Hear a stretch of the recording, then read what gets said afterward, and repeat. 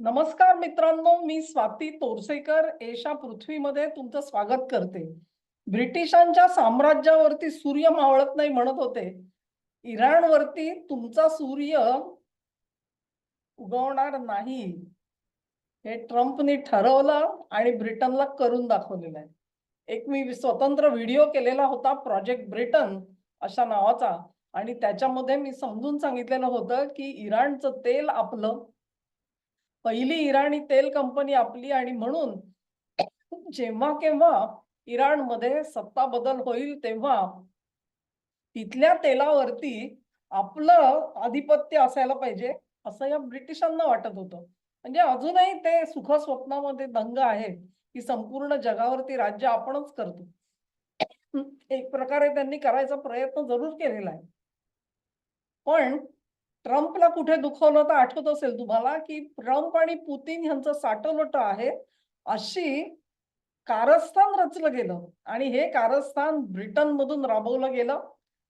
Obama हा त्याचा सूत्रधार होता. म्हणजे ब्रिटननी ओबामाला वापरलं आणि ट्रम्पच्या मागे जे एक शुक्लकाष्ठ लावून दिलेलं होतं, त्या सगळ्या षडयंत्राचे सगळे धागेदोरे आता बाहेर आलेले आहेत. त्यामुळे ट्रम्पचा ब्रिटनवरती जर का राग असेल तर मला आश्चर्य वाटणार नाही. आता पुढचं पाऊल पडतं आहे. इराण मोर ऑर लेस ट्रम्पनी सेटल केलाय. मी त्याच्यावर व्हिडिओ केला, नेने सरांसोबत सुद्धा व्हिडिओ केला. पुन्हा एकदा अगदी थोडक्यात सांगते, कारण कदाचित त्या व्हिडिओमध्ये काही रेफरन्स आले नसतील. पण अमेरिका आता होर्मुझचं आखात जे आहे ते पूर्णपणे आम्ही उघडलेलं आहे, कुठलीही आडकाठी नाही, असं आश्वासन आता इराणचे फॉरेन मिनिस्टर आराक्ची यांनी दिलेलं आहे. त्याच्या जोडीला अमेरिकेने आता असं सांगितलेलं आहे की $20 बिलियन इराणचे ॲसेट जे आम्ही गोठवून ठेवलेले होते ते आम्ही सोडायला तयार आहोत, प्रोव्हाइडेड जर इराणनी त्यांच्याकडचा सगळा न्यूक्लिअर माल जो आहे तो आम्हाला दिला, युरेनियमचा साठा दिला, तर आम्ही $20 बिलियन त्यांचे ॲसेट त्यांना परत करायला तयार आहोत. आणि ह्या बेसिसवरती इराणमध्ये आता पावलं उचलली जात आहेत. तिथले जे हार्डलाइनर्स होते, म्हणजे एकदम हार्डकोर रॅडिकॅलिस्ट ज्याला म्हणतो, कट्टरपंथी इस्लामी जे होते, त्यांना एक एक करून बाजूला सारलं जात आहे. सूत्र जी आहेत ती आराघची यांच्या हातात येतील अशी साधारणपणे वाटचाल चालू आहे. IRGCनी जर का हा करार पाळला तर त्यांना सत्तेमध्ये वाटा मिळेल. त्यांनी जर का पाळला नाही तर त्यांना पुन्हा चेचण्याची जबाबदारी ही इस्रायलवर टाकली जाईल. आणि इस्रायल काय करतात हे आपल्याला माहिती आहे. तेव्हा IRGCचे जे कोणी उर्वरित नेते आहेत त्यांना आता आपण काय करायचं हे ठरवायचं आहे. या अवस्थेला इराणला नेऊन ठेवला. इराण अर्धमेला झालाय आणि त्याच्यानंतर ही पावलं उचलली गेली. तेव्हा एक प्रकारे इराण प्रकरणावरती नाही म्हटलं तरी पडदा टाकला गेलेला आहे. जसा त्यांनी युक्रेनच्या प्रकरणात टाकलेला होता. युक्रेन बाबत आता ट्रम्प काही विशेष बोलताना आपल्याला दिसत नाहीत, कारण ते प्रकरण त्यांच्या दृष्टीने त्यांनी निपटलेलं आहे. त्यांनी 2दा-3दा प्रयत्न केले. युद्धबंदी करा, करार करा, न पेक्षा ठीक आहे मी चालला गेलो. म्हणून त्यांनी बाजूला पाय टाकलं. तीच अवस्था इराणमध्ये सुद्धा येऊ शकते. पण आता ब्रिटनच्या साम्राज्याला तिकडे धूळ चारली इराणमध्ये, आणि आता ट्रम्पनी लक्ष आपलं वळवलेलं आहे ते सायप्रसकडे. मेडिटेरियन सी म्हणतो आपण त्याला, म्हणजे भूमध्य सागरी जो सगळा इलाका आहे, तिथली ही बेटं ग्रीस असेल, सायप्रस असेल, आणि इथे ट्रम्पचं काय आहे, आपका क्या काम है असं तुम्ही विचाराल. तेव्हा आठवत असेल तुम्हाला 1 आणि 2 मार्चच्या दरम्यान इराणनी जे मल्टिपल देशांवरती हल्ले चढवलेले होते मध्य आशियामधल्या, त्याच्या बरोबरच त्यांनी सायप्रसवरती हल्ले चढवले. आता तुम्हाला आश्चर्य वाटेल हे सायप्रस प्रकरण काय आहे? तर सायप्रसमध्ये ब्रिटनचे बेसेस आहेत. आणि हे जे बेटे आहेत ते त्यांची नावं एक आहे ढेकेलिया आणि अक्रोतिरी. ही 2 बेटं आहेत जिथे ब्रिटनचे स्वतःचे सार्वभौम तळ आहेत. सार्वभौम तळ आहेत, लक्षात घ्या. म्हणजे सायप्रसने त्यांना वापरायला दिलेत वगैरे असं नाहीये. त्यांचं सार्वभौमत्व तिथे आहे आणि हे तळ आहेत. ह्यांच्यावरती हल्ले चढवले गेले आणि मग हल्ले चढवले गेले ते ड्रोन वरून चढवले गेले. तिथल्या काही ज्या धावपट्ट्या होत्या त्या निकामी करण्याचा प्रयत्न झाला. मल्टिपल प्रयत्न झाले. एक आणि दोन नाही. ही जी हे ड्रोन्स आहेत हे नेमके कुठून आले हा प्रश्न आहे. कारण इराण पासून सायप्रस पर्यंत कदाचित ते अंतर तेवढं ड्रोननी गाठलं नसेल आणि शक्यता ही आहे की लेबेनॉनच्या हिजबुल्लामधून तो हल्ला चढवला गेला आणि दुसरा संशय व्यक्त केला जातोय तो तुर्कस्तानचा, की तुर्कस्तानमधून हे हल्ले केले गेले का? याची पूर्ण चौकशी केल्याशिवाय आणि ती उघड झाल्याशिवाय आपल्याला कळणार नाही. पण हल्ले झाले ही वस्तुस्थिती होती. हे हल्ले झाल्यानंतर 5 आणि 6 मार्चला ब्रिटनच्या गुप्तहेर संघटना MI6 याच्या ज्या हेड आहेत मीटरवाले त्या नव्याने म्हणजे एक महिला आहेत आणि महिला एका गुप्तचर संस्थेच्या प्रमुख झालेल्या आहेत. त्यांनी सायप्रसला भेट दिली. त्यांनी एकंदरीत तिथला आढावा घेतला, की नेमका हल्ला काय कसा झालेला आहे आणि त्यानंतर तिथली जी संरक्षणाची पावलं उचलू म्हणून त्यांनी सांगितलं. अर्थात गुप्तहेर संघटनांचं जे काम असतं त्या काय बाहेर येऊन पत्रकार परिषदा घेत नसतात. त्यांचं काम जे असतं ते पडद्याआड चाललेलं असतं. पण त्यांनी भेट दिली आणि 2 दिवसाची भेट दिली ही अतिशय महत्त्वाची डेव्हलपमेंट होती. तेव्हा सायप्रसमध्ये नेमकं काय चाललंय?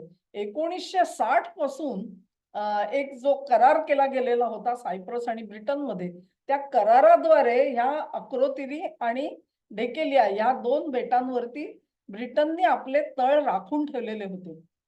तिथे त्यांची काय फार मोठी अशी युद्धाची तयारी आहे अशातला भाग नाही. परंतु सिग्नल इंटेलिजन्ससाठी खास करून ही बेटं म्हणजेच टेहळणीसारखी लक्ष ठेवण्यासाठी ही वापरली जात होती आणि तिथे हा हल्ला चढवण्यामुळे अर्थातच ब्रिटन हा अस्वस्थ झाला असेल तर त्यात शंका नाही. आता ह्याच्यानंतर काही परत एक डेव्हलपमेंट झाल्या आणि त्या डेव्हलपमेंट्स अशा झाल्या, की त्या निकोशियाला जाऊन आल्या खऱ्या. पण त्याच्यानंतर मग सायप्रसनी असा मुद्दा काढला, की आम्हाला जर आमचं भाडं सुद्धा मिळालेलं नाहीये. म्हणजे ब्रिटनने आम्हाला मान्य केलेलं होतं, की ही 2 बेटं ते वापरतील, पण त्याच्या बदल्यात आम्हाला किमान त्याचं भाडं मिळेल म्हणून.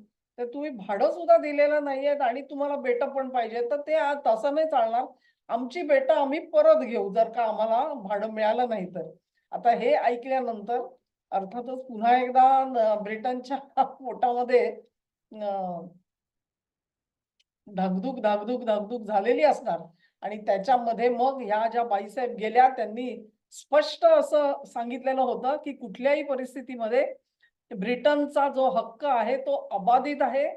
आम्ही आमची सार्वभौमत्व तिथून सोडण्याचे प्रश्नच उद्भवत नाही. कदाचित त्यांनी सांगितलं असेल, की ठीक आहे आम्ही आमचं भाडं देऊ तुम्हाला. जे काही भाडं उरलेलं असेल, त्या भाडं देणार कुठून हा प्रश्न आहे. कारण यूकेत स्वतः कर्जबाजारी झालेला आहे आणि तुम्हाला आठवत असेल त्यांनी एक स्टेटमेंट दिलं होतं, की आम्हाला कदाचित वर्ल्ड बँकेकडे जावं लागेल कर्जासाठी किंवा काय आणि कुठल्या संस्था असतील तिकडे.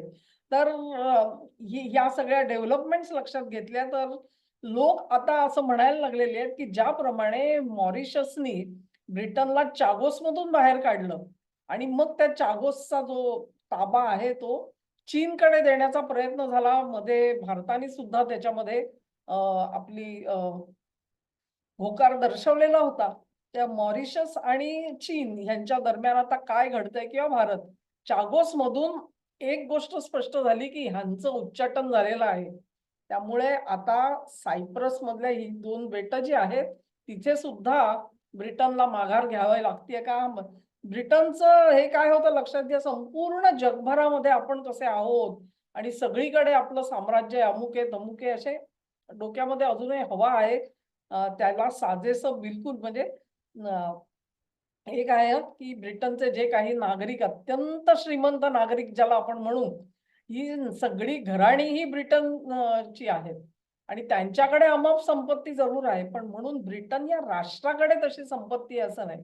वर तिकडे जो इस्लाम पसरलेला आहे आणि ह्यांनी आ बाबू आ म्हणून सगळ्यांना आत घेतलेले आहेत. त्याच्यातून तो पूर्णपणे ढासळलेला आहे सगळा प्रकार. या अवस्थेमध्ये ब्रिटनला आता ही स्वप्न पडतायत, पण एक प्रकारे ट्रम्पनी त्यांना सापळ्यात पकडलेलं आहे. म्हणजेच हा हल्ला झाल्यानंतर सुद्धा ब्रिटननी काय फार आपली कुठे युद्धनौका तिकडे नेऊन ठेवली किंवा त्या बेटांसाठी अधिक काहीतरी संरक्षणाची व्यवस्था केली, असं काही केल्याचं जाणवत नाहीये. त्यामुळे हा जो प्रकार आहे हा गंभीर आहे आणि सायप्रसमधून जर का ब्रिटनचं उच्चाटन झालं तर मला बिलकुल नवल वाटणार नाही. आणि ह्या सगळ्याच्या मागे पुन्हा एकदा कोण आहे तुम्हाला माहिती आहे? सायप्रस, ग्रीस आणि इस्रायल यांचा एक करार झालेला आहे. त्याच जोडीला भारत आणि ग्रीस ह्यांचा पण करार झालेला आहे. अ, दोन 1-2 वर्षापूर्वी मोदी सायप्रसला जाऊन आलेले होते. तुम्हाला आठवत असेल. त्या तो जो भाग आहे, सायप्रस, ग्रीस, तुमचा इस्रायल, भारत व्हर्सेस तुर्कस्तान. हा जो संघर्ष आहे त्याच्यावर मी स्वतंत्र व्हिडिओ करीन. पण हा जो व्हिडिओ आहे हा खास करून ब्रिटनचं उच्चाटन हा त्याच्यातला मूळ हे होता, गाभा होता आणि त्याचे मुद्दे सगळे आता आपण कव्हर केले. हा व्हिडिओ तुम्हाला आवडला असेल अशी आशा करते. तुम्हाला आवडला असेल तर लिंक शेअर करा, व्हिडिओला लाईक करा, चॅनेलला सबस्क्राईब करा आणि सहकार्य असंच चालू ठेवा. नमस्कार.